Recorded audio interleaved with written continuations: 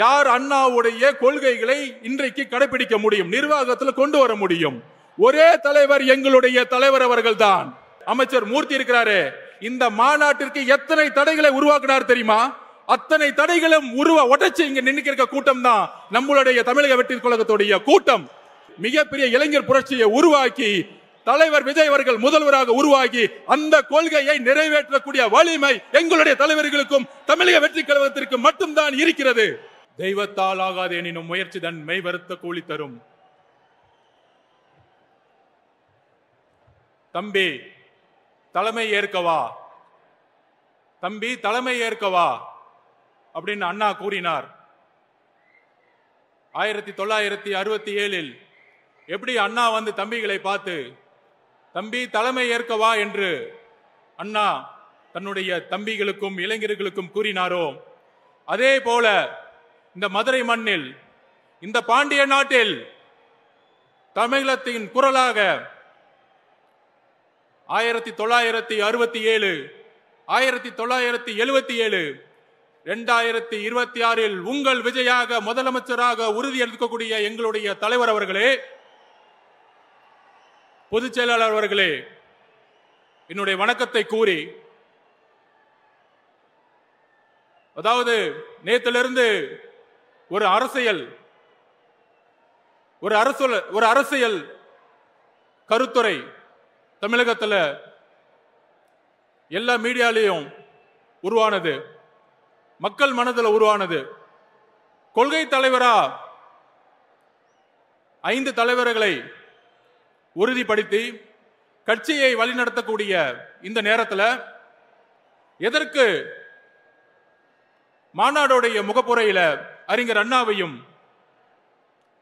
புரட்சி தலைவர் எம்ஜிஆர் அவர்களையும் ஏன் மாநாடுடைய முகப்புரையில் தலைவர் விஜய் அவர்கள் கொண்டு வந்தாருங்கிற ஒரு பெரிய விவாதம் உருவானது. அந்த விவாதத்தின் பதிலை நாங்கள் கூறுகிறோம். 1967 அண்ணா உருவாக்கிய சமூக நீதிக்கான அரசு எல்லோருக்கும் சமமான அரசு.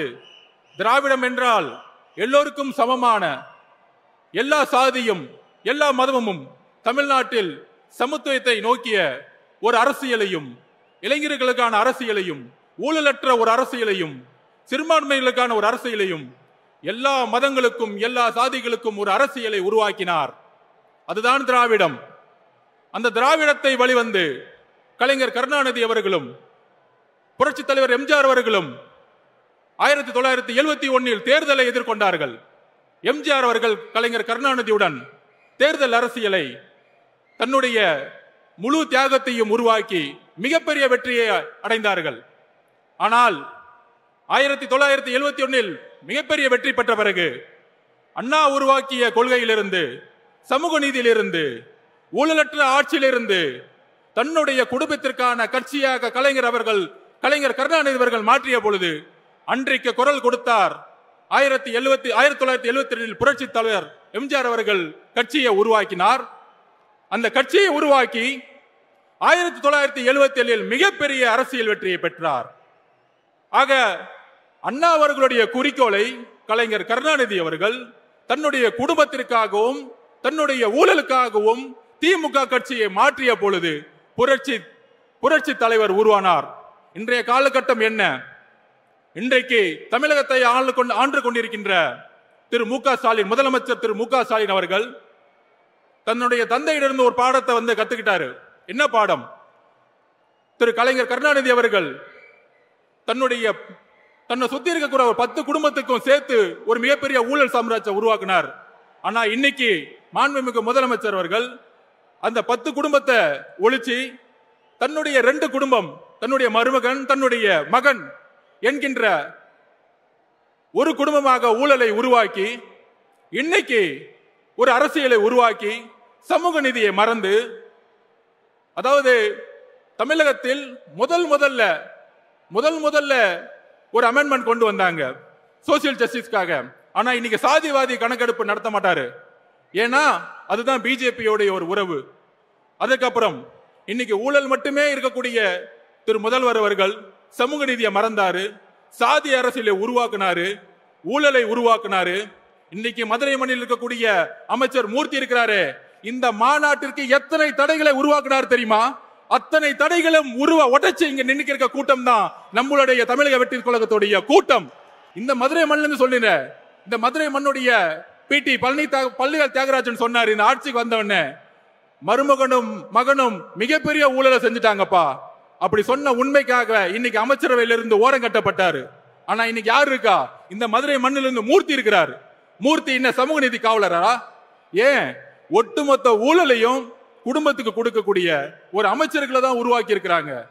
அப்படி ஒரு அரசியலை இருக்கக்கூடிய நேரத்தில் திரு அண்ணா அவர்களுடைய குறிக்கோளை நிறைவேற்றாத மாண்புமிகு முதலமைச்சர் மு.க.ஸ்டாலின் அவர்கள் அவருடைய திமுக என்றைக்கோ திமுகவுடைய அண்ணா அவர்களுடைய குறிக்கோள் இருந்து விலகிட்டார். அப்ப விலகும் பொழுது யார் அண்ணாவுடைய கொள்கைகளை இன்றைக்கு கடைபிடிக்க முடியும், நிர்வாகத்தில் கொண்டு வர முடியும்? ஒரே தலைவர், எங்களுடைய தலைவர் அவர்கள் தான். எல்லாரும் சொல்லலாம், திமுகவுக்கும் தமிழக வெற்றி கழகத்திற்கும் கொள்கை ஒன்றுதான். அறிஞர் அண்ணாவும் புரட்சி தலைவர் எம்ஜிஆர் அவர்களும் ஏழ்மையும் சமத்துவத்தையும், ஏழ்மையை ஒழிக்கணும், சமத்துவத்தை உருவாக்கணும் தான் கட்சி ஆரம்பிச்சாங்க. அதுக்கப்புறம் இன்னைக்கு அதிமுக எந்த நிலைமையில இருக்கு? அண்ணா அவர்களுடைய குறிக்கோள் வந்து திரு மு.க.ஸ்டாலின் அவர்கள் விலகிட்டாரு. ஆனா புரட்சி தலைவர் எம்ஜிஆர் அவர்கள் உருவாக்கிய கொள்கை, அதை வழிநடத்திய அம்மா ஜெயலலிதா அவர்களுடைய கொள்கையிலிருந்து தடமாறி இன்னைக்கு பிஜேபியோட உறவு வச்சுக்கிட்டு தமிழகத்துல பிஜேபியை இன்னைக்கு பின்புற வாசல் வழியாக அதிகாரத்தை அடைகிறதுக்கு அதிமுகவுடைய இன்றைய தலைமை எல்லா முயற்சிகளும் செஞ்சிட்டு இருக்கு. அப்படி இருக்கும் பொழுது நாங்கள் உறுதியாக கூறுகிறோம், அறிஞர் அண்ணாவுடைய கொள்கைகளையும் புரட்சி தலைவர் எம்ஜிஆர் அவர்களுடைய கொள்கைகளையும் உள்வாங்கி அதை அரசியல் வெற்றியாக மாற்றி 2026 மிகப்பெரிய இளைஞர் புரட்சியை உருவாக்கி தலைவர் விஜய் அவர்கள் முதல்வராக உருவாகி அந்த கொள்கையை நிறைவேற்றக்கூடிய வலிமை எங்களுடைய தலைவர்களுக்கும் தமிழக வெற்றி கழகத்திற்கும் மட்டும்தான் இருக்கிறது. இதற்கு தான் எங்களுடைய பதில்.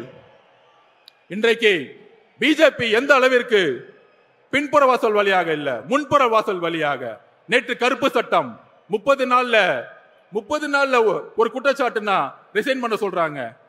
அந்த அளவிற்கு கருப்பு சட்டத்தை மாநில சுயாட்சிக்கு எதிராக பிஜேபி தன்னுடைய கொள்கைகளை உள்வாங்கி கொண்டிருக்கிறது.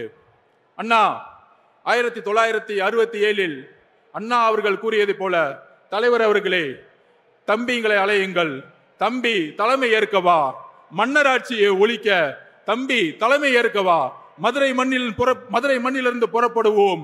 மதுரையை எப்படி பாண்டிய மன்னர்கள் மக்களுக்கான ஒரு அரசை உருவாக்கினாரோ அப்படி ஒரு அண்ணா அவர்களை கூறியதை போல ஏழைகளுக்கான அரசாக, ஒரு நேர்மையான அரசாக உருவாக்க எங்கள் தலைவரை நாங்கள் அழைக்கிறோம்.